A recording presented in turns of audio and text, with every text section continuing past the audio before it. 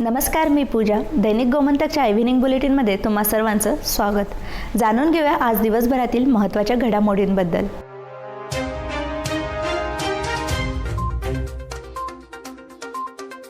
बारदेश तालुक्यातील मापसा पोलीस स्थानकाच्या हद्दीत एका 47 वर्षीय ट्युशन घेणाऱ्या शिक्षकाने 7 वर्षीय बालिकेवर लैंगिक अत्याचार केल्याचा धक्कादायक प्रकार घडला.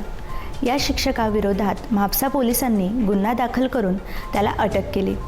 दरम्यान या प्रकारामुळे म्हापशात संतापाची लाट पसरली असून संबंधित शिक्षकावर कडक कारवाई करण्याची मागणी केली आहे. गोव्यात बेतोडा बोरी बगल मार्गावर कार आणि टिप्पर यांच्यात झालेल्या अपघातात हैदराबादचे 4 जण गंभीर जखमी झाले असून त्यांच्यावर फोडा उपजिल्हा रुग्णालयात उपचारासाठी हलविण्यात आले आहे. सकाळी 9:15च्या सुमारास हा अपघात घडला. हे लोक गोव्यात पर्यटनासाठी आले होते. फोडा उपजिल्हा रुग्णालयात प्राथमिक उपचारानंतर त्यांना पुढील उपचारासाठी बांबोडी दवाखान्यात पाठवण्यात आले आहे.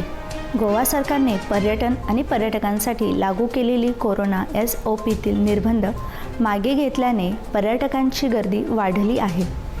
गेल्या 2 दिवसात मोठ्या प्रमाणात पर्यटक गोव्यात दाखल होत आहेत. त्याचा प्रत्यय गोव्यातील समुद्रकिनारे, बोट क्रूज आणि पर्यटन स्थळांवर झालेल्या गर्दीवरून स्पष्ट होत आहे.